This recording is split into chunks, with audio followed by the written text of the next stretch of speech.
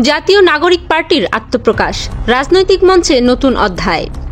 ছাত্রদের নতুন রাজনৈতিক দল জাতীয় নাগরিক পার্টি এনসিপি আনুষ্ঠানিকভাবে তাদের যাত্রা শুরু করেছে।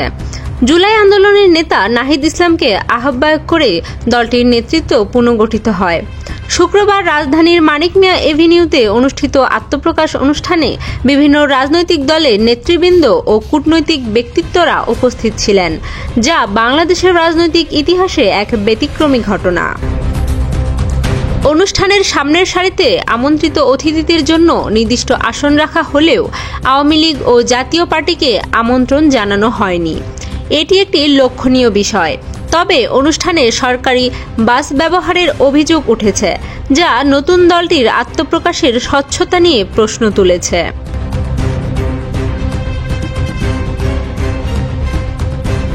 অভিযোগ উঠেছে পিরোজপুর জেলা প্রশাসকের কার্যালয় থেকে 5টি বাস রিকুইজিশন করা হয়েছিল, যা বিতর্কের জন্ম দিয়েছে।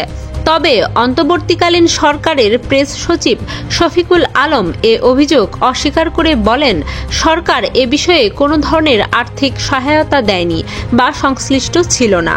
আহত ও নিহতদের পরিবারের অনুরোধে ডিসি অফিস সহায়তা করেছে মাত্র।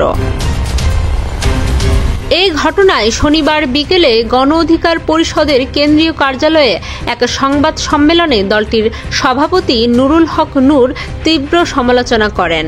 তিনি বলেন, একটি নতুন রাজনৈতিক দলের আত্মপ্রকাশে সরকারি যানবাহন ব্যবহার কাম্য নয়। এটি প্রশাসনের নিরপেক্ষতা নিয়ে প্রশ্ন তোলে।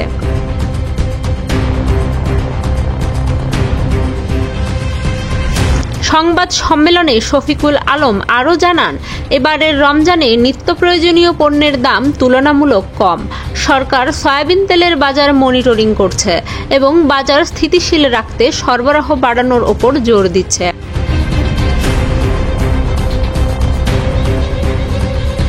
দাম কিভাবে সহনীয় পর্যায়ে আনা যায় সে লক্ষ্যে ইন্টেন্সিভলি কাজ করা হয়েছে। পুরো রোজা জুড়েই ফোকাসটা থাকবে কিভাবে এই দামটাকে আরও সহনীয় পর্যায়ে আনা যায়। একই সঙ্গে আসন্ন জাতীয় নির্বাচনের লেভেল প্লেইং ফিল্ড নিশ্চিত করতে সরকার কাজ করছে বলে তিনি উল্লেখ করেন। তবে বিএনপি ডিসেম্বরের নির্বাচন নিয়ে শর্ত দিয়েছে, যা নিয়ে সরকার আগেই নিজেদের অবস্থান স্পষ্ট করেছে। জাতীয় নাগরিক পার্টির আত্মপ্রকাশ দেশের রাজনৈতিক অঙ্গনে নতুন মাত্রা যোগ করেছে।